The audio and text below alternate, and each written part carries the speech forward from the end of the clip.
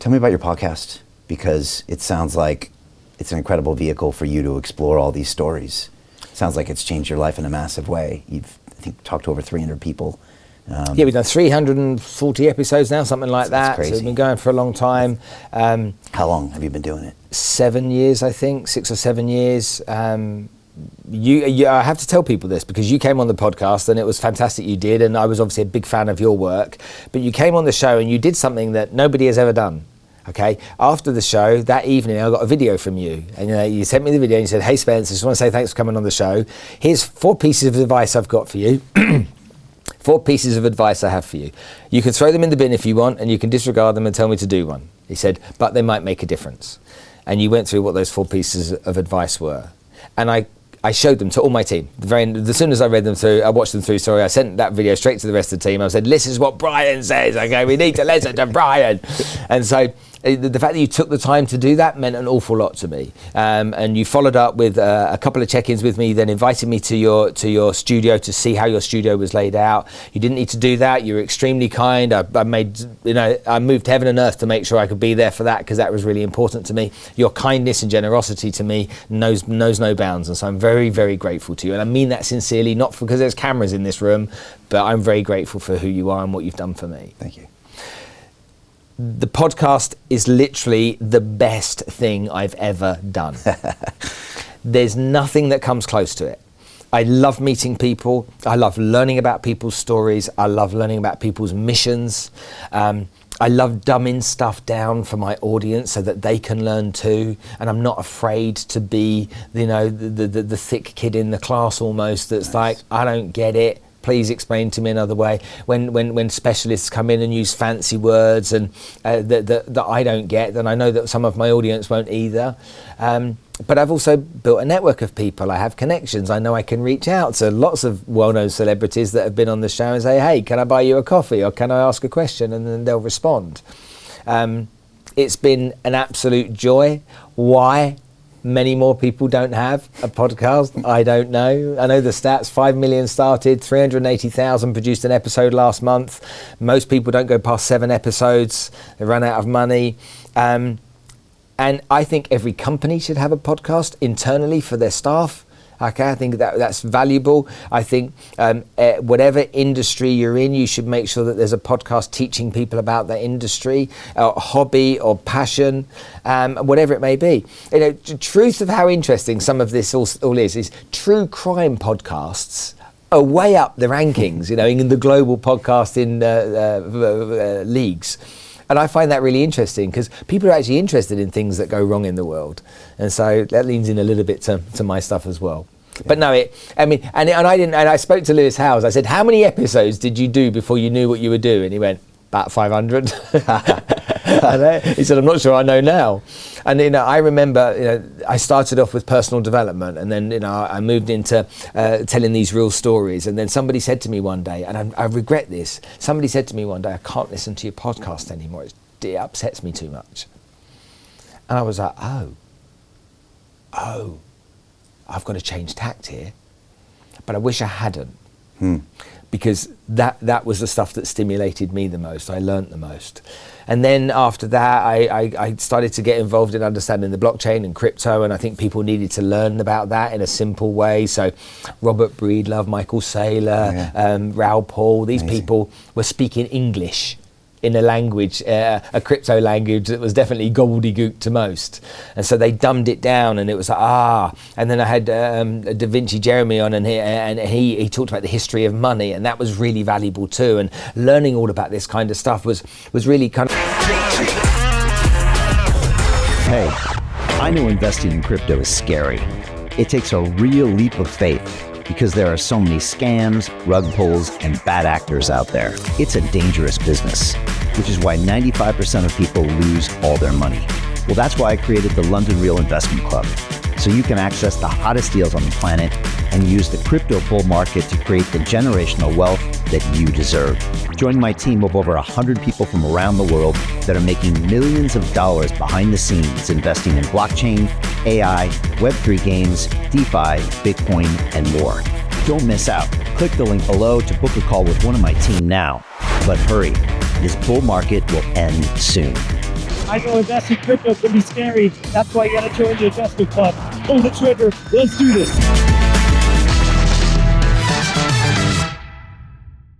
Like really thrilling for me because it was this, this whole new asset class that maybe most people didn't know about.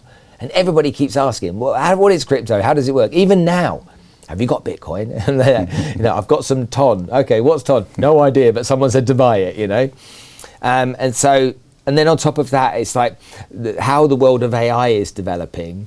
It was scary for me because I'm not a techie person.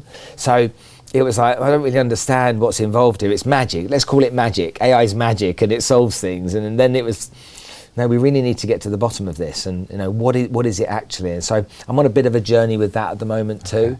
Okay.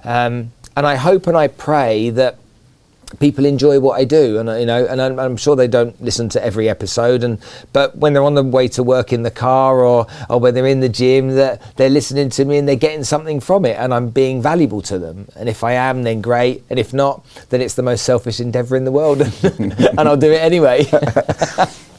And you said at one point you were getting real stories, and then you got some feedback and you kind of moved away from it.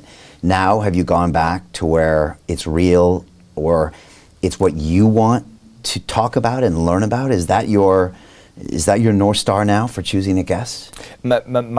Obviously, as you know, here in Dubai, it's different to London or being in New York. You don't have as many people here, so it's harder. And I don't want to do it online. I want to do it in person. But the great thing about Dubai is that I'm in the fastest growing, most ambitious city in the world. And so there's a fair few people like that. And I like to talk to people that have that hunger and desire inside of them and that fire in their belly, whatever it is that they're trying to pursue. Right. And so whether that's someone from here that's just about to go and run 7 marathons in 7 continents in 7 days, or whether that's someone that's found the secret code to AI about how they could get rid of call centers and they can now make call centers automated around the world, and all this kind of, to me it's a learning experience. And so I don't, and my team get frustrated with me. They're like, Spence, niche. Whereas Americans say niche, okay? And I'm like, I don't want a niche. I want to learn about what I want to learn about, when I want to learn about it. Fuck the niche. Yeah. Do you believe the same? Yeah, I do. But at the end of the day, Brian, you literally were the person that got me interested in podcasts. You were the first podcast that I listened to,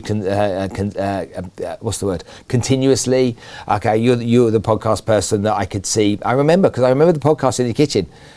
I remember. I remember. Yeah. Oh, your scraggly hair and whatnot. Yeah. I remember that. I remember when what's the crazy guy in Scotland in the castle? Dan Pena. Dan Pena. I remember when you were Dan Pena and your fallouts with Dan and your confrontations and your love for each other and the what are you wearing, and then the suits came along. I remember all of that. Amazing. Because it had impact on me, because it felt to me like you were a student in some of these experiences, and I like the fact that you were willing to be a student. Sometimes people aren't, and you're so willing to be vulnerable. And I think that's really important. And I know you faced all the challenges with the whole David Icke stuff and whatnot. My wife is a huge fan of your work. She's a huge fan of David Icke. My wife knew you were coming today. I've never seen my wife send me so many messages as she did today. Say hi to Brian. Don't forget, have a good time. Do your best. Don't want to, all this kind of stuff coming through because she's such a fan. She's amazing. But I've watched what you've been through and how everything was taken away from you. And that to me is just like, whoa, that was heavy. And most people on the back of that would have very easily crumbled, okay? But you kept going and you kept going and you kept going as you morph into different versions of yourself, and you start to, it's like you peel back another layer of Brian. And I really like that. It's like, what's wrong with another layer coming back? Why does Brian have to be one-dimensional? Why can't Brian be multi-dimensional? Why can't Brian be passionate about this and that? Why does he have to be passionate about both things at the same time? It's like, for me, maybe because I'm doing a bit of this and I'm following in your heels, that I'm sensitive to that. Yeah. But you're probably one of the most underrated people I know. And that's good and that's bad, okay? It's good because I get to keep you a secret, but it's bad because more people need to see your work. I appreciate that, Spencer. Really do, a lot, and you know me pretty well. I find that the podcast just amplifies life. It just dials it up, and I'm so impressed that you've gone 300 plus episodes, and I have a soft spot in my heart for anybody who wants to start their own show. And I used to say 10 years ago, I said, podcasting is the fountain of youth. That's That's what I used to say. And again, like, we didn't really understand what it was back in the early days. I always used to say, like, we don't really know what YouTube is. And it sounded like such a silly thing to say. But I was talking about this entire methodology of humans connecting and the feedback loop and the community we were building. Nobody knew what an influencer was, and nobody knew what this thing was. And Pena used to just yell at me and say, this is worthless, and your London reelers are a bunch of losers, and this isn't a business, and all this stuff. And it's like, you know, now you look back and he was, as usual, completely wrong, and I was completely right. Same with Bitcoin, Dan. But you know, it's incredible how it just dials up everything in life. And it forces, I love still being a student, man. I still have so much to learn. But it forces you to allow other people inside your brain, like on a daily basis, you know, or twice a week or 3 times a week. And it forces you out of your echo chamber, and we're all in our own echo chambers now. Yeah. And so for me, it's just this way to just always continue to learn. And it's taken me on this crazy adventure. Same with you, you know, and I can't imagine, I wouldn't have done 1/100th of what I've done without the show. You know, I was a banker in the city of London for almost 10 years. If I would have played that out, I would have kept doing the same goddamn thing, probably be drinking myself to death at this point. I would have the same friends doing the same things. I couldn't have imagined even one of the experiences on London Real. And now I get to do that 10, 20, 30 times a year. It's just incredible. I'm always thinking, like, if that old Brian could ever meet me versus his life, he would be like, what the hell are you talking about? You did what? Then you did what? You're where? What? Like, it would just be this incredible thing. So I'm so grateful to do it. And I always love people when they do it. It's hard to do a podcast, probably because you have to confront your own ego. And you have to look yourself in the eye and come to terms with who you are and who you want to be. You got to show up every day. You got to push yourself through the hard times. You know, my first 5 years of podcasting was shocking. You know, I mean, shocking. I would look in the mirror and be like, "What the fuck are you doing? This is like going nowhere. Nobody cares. Nobody's watching this. It's not making a single dollar. Why are you doing this? Let's keep going." And it was just this whole process. How did you, that's really interesting, because I went through those questions as well. I'm like, what am I doing this for? How do I make money out of this? Because it wasn't so much I need to make money because I want to be profitable. It's like I need to make money to pay all these people that I've got that are editing and filming and all this kind of stuff, and renting. And it's like, to me, it was like, how am I going to make money out of this? And it was people that I knew that were ahead of me that kept going, and I couldn't see how they were making money. That I thought there's got to be, there's something I don't know that they know. How do you get out of a rat race? How do you create wealth not only for yourself, but also for the generations to come after? I am absolutely amazed with the quality of companies that we're getting exposure to. We go on to Zoom calls with the innovators and the folks who are building new applications in metaverse, blockchain, artificial intelligence, decentralized finance. What's going on, everybody? Thumbs up if you can see me. We are focusing on early stage investment. And the quality of people that we're getting exposure to, whether it be Dan Tapiero with 1RT, Jason Ma from Open, Yatsu from Animoca. It's been a phenomenal experience thus far. It has far exceeded my expectations. We are focusing on cutting edge technologies. I view it now as the best investment I've ever made. The upside, I view, is unlimited. And as a retail investor, I would never get this exposure anywhere else outside of Investment Club. See you in the Investment Club.